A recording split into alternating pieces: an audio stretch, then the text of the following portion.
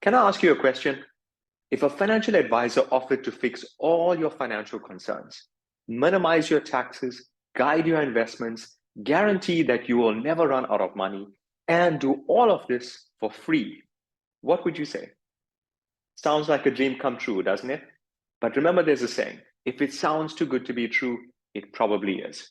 Now, just recently, I met with a GEPF member who was charged zero for financial advice. And what I discovered was deeply concerning and something I believe every GEPF member needs to know. Now, stick around and I'll share with you the shocking truth that's important for you to be aware of. You see, financial services are not tangible. You cannot see them, you cannot touch them. And the problems, however, become painfully tangible when it's too late and your hard-earned money has disappeared. Now, the truth is, most financial advisors work on commission. So if they're charging you zero, how do they support their lifestyles and their families? And how long will they be around to ensure that your investment is safe? Now, imagine going to a cardiologist and she says she'll perform open heart surgery, sort out all your blocked arteries, and help you get back on track all for free. Would you trust that? Now, Warren Buffett says, price is what you pay, value is what you get. And in this video, I'm going to expose the illusion of the zero offer and show you how to get true value for your money.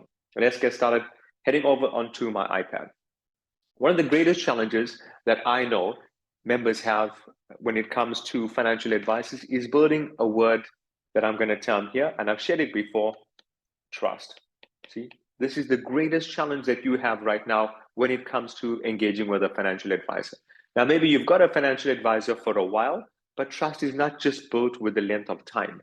And also you're at a position now where your lifestyle is changing. You're aiming at making a critical decision of retiring or resigning, or maybe your mind is set on resigning and now you definitely need the assistance of a financial advisor. So how do you ensure that you get that kind of trust both and also the financial advisor is in a position to give you the best possible guidance? So let's take a look at what happened for this member. Now I'm going to share something with you that's absolutely shocking, okay? I haven't shared it in previous videos, but I want to expose this because I want you to be aware of these elements, especially when you're sitting in front of an advisor, because again, ultimately the impact is going to rest onto your shoulders, right? And remember, you're in control of who you choose as the advisor. So, in terms of moving money over, you have money that sits right now. This is if you're aiming at resigning, you have money that sits in GEPF and you can transfer those funds to an approved fund, right? And this is the first decision that you'd have to make if you're aiming at resigning. Now, I still believe that it's critically important for you to get good financial advice before you make the decision on retiring or resigning, simply because it's the duty of a financial advisor. Let's take myself. I need to be in a position where I'm listening to exactly what it is that you're aiming to do. I'm listening to your goals, and then I'm running a comparison between retirement and resignation to see which of these goals are going to be most suitable for you, right? So it starts off analyzing what's important to you. Not what's important to GEPF, not what's important to the insurance companies, what's important to you, your goals. And then it's just a matter of choosing, right? Is retirement in a better position to accommodate those goals? Is resignation in a better position to accommodate those goals? And obviously then that's the route that you take, right? Once you know. Now heading back to this thing that I want to share with you, the secret. See, when you're moving money over from GEPF to the approved fund, it can take 5 minutes to do a quote for an approved fund.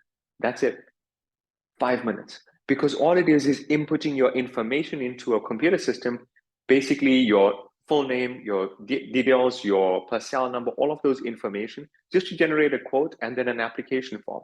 It doesn't take long. In fact, I can tell you, you don't even need a financial advisor to do this. It could be a financial advisor's assistant. It could be an admin assistant or a PA that's actually going ahead to do this, you see? It just takes 5 minutes. So the question is that the service that you're paying for when you are engaging with a financial advisor? Because if it's just admin, then yes, it makes sense to be charged zero. Now, looking at what had happened with this member, the member was charged zero for the entire financial plan. Now, you have to bear in mind a lot of elements must come into play and must be done properly in order to ensure that resignation becomes successful, right? In this case, I'm referring to resignation because this member opted to retire. What are some of the challenges that this member had faced? So you know that you can access 1/3 of your money in cash once it's in the approved fund, and the balance of this money, 2/3, must be invested, and this must provide an income. So let's take a close look at what are some of the challenges. Now remember, financial services is not tangible, so this member did not do his homework, right? And you cannot blame the financial advisor completely, okay? Because remember, financial advisors can produce documents that you sign to say that you went ahead with the advice. It's still your duty to ensure that the information that you're giving is appropriate, and you've also got to use your gut feel. You've got to do research to ensure that the financial advisor is genuinely interested to help you. You'll know this when you're sitting in front of an advisor. So what happened here is the funds got moved over into an approved fund. Everything was done zero cost, right? And then the 1/3 was taken out. However, there was no pre-98 tax calculation done. See, no pre-98 tax. And as a result of this, the member lost out on that benefit. When I sat with this member to analyze it, this was about 400,000 Rand of saving that got lost, 400,000 Rand. In addition to that, and that could have been used a lot better, when the funds moved over here to start providing an income, the income option that this member had elected to choose is one that is fixed, meaning the income is going to remain constant. It does not increase. Now, I want you to think about this. If this member lives for 5 years, 10 years, 20 years, imagine getting the same income that you're receiving now for the next 20 years, right? When all around you, everything else is increasing. You see? Now, it was very deceitful for this member, because when you first see this particular type of option from the insurance company, it's designed to show you a high income. So in year one, the income is high. So it's an illusion, you see. But what you cannot see is that income is not increasing. And over time, all the expenses are starting to increase. You know this. Water is going up, electricity is going up, fuel is going up, groceries are going up. So in the beginning, it's okay. It's not a problem because the income is sufficient. But over time, that income's not increasing, but everything else around you is increasing. And this then created the biggest challenge for this member. Now, let me share with you, once you are inside of this system, you are locked in, okay? Once you choose that particular option, there's no way of coming out. So this member is stuck. What's the problem here? Remember, I spoke to you about the 1/3 of money that was here. Now, personally, I feel that 1/3 should be used towards holidays or just enjoying yourself, right? Because you've had all this time of working and sacrificing. So I believe that the 2/3 should be the engine and supplying you with a regular income. The 1/3 should be used for enjoyment, you see? Now, in this case, because the member is stuck in that solution, the member had to start making use of the 1/3, invest that to start providing an income. So now you're still in the rat race, you see? This member is still depending on this income. There's no surplus now to move around, especially considering there were a lot of other tax consequences that was not done properly for this member. So this is the cost of bad advice, especially if it's going to be for free. Now, I want to share with you, when it comes to planning your advice, whether you are just making that decision on retiring or resigning, it does take some time to analyze the information. Or if you've made a decision that you want to resign, then it's still going to take some time to analyze, make sure you're getting the right approved fund, make certain that you're choosing the right amount for the 1/3, do all your tax calculations, make sure that the income is being provided for as long as you live. You see, there's a number of elements that need to be factored. And at the end of the day, it's going to come down to price. It's going to come down to that. See? And when you are viewing price, what I want to share with you today is don't just look at it from a pricing perspective, because you've got to bear in mind that a financial advisor is going to be working usually on a commission-only basis. So in essence, when it comes to doing your planning, let's say this is where you are now, and you want to leave here at X, that could be a year's time, it could be 2 years' time, 3 years' time, right? Ideally, you want to get that financial advice now, see? Because the idea, as I've shared with you before, you want to start creating a solid foundation. It doesn't matter whether you retire or resign, it doesn't matter, but you want to create a solid foundation, right? You want to do that because either route, whether you retire or resign, you want to be in the best possible position financially. So ideally, you want to get that financial advice now so that it puts you in a position like that, right? And if you are aiming at resigning, this is where you can do what I've shared in many videos before. I said, you've got to test the advisor. You've got to test the advisor's ability for tax. You've got to test the advisor's ability for investing, test the advisor's ability for being sincere, providing you with good service. And this is your window period here. That's your opportunity period to start providing the test. If you don't do anything and you come to X and you're starting the relationship with the advisor from scratch, this is where it can be a challenge, right? Because now you haven't had any value.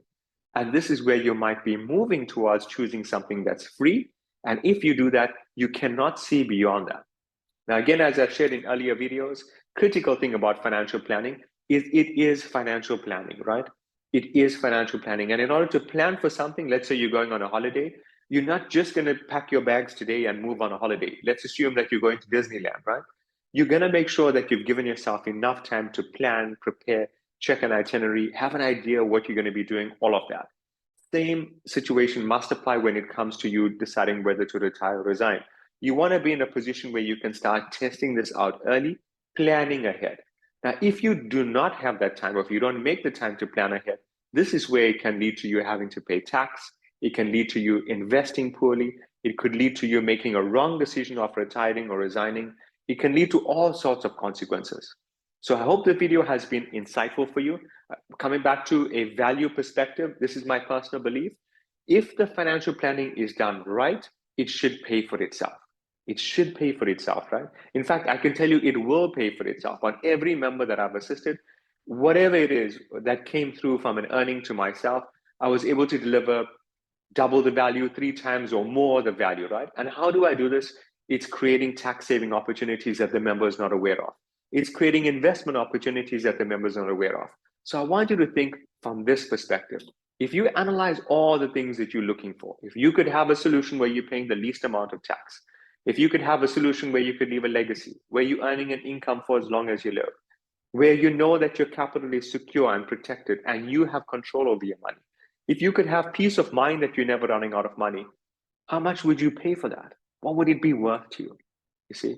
Now, usually, I'm guessing that that kind of service would be priceless. And this is again where I say the value of a financial advisor must come through. Again, Warren Buffett said, price is what you pay, value is what you get. And when it comes to making this decision of choosing a financial advisor from a price perspective, it's very clear for you to see that, right? And remember, you're going to get what you pay for. So if you are giving zero, if you're giving nothing, chances are you're going to get nothing in return. But please be cautious. You want to analyze this information in advance, right? It doesn't mean the financial advisor must charge you a high price and now you're getting the best service in the world. It's not the case. What you want to look at is, hey, if you are paying a certain price, what are you getting in return? So hope the video has been insightful for you.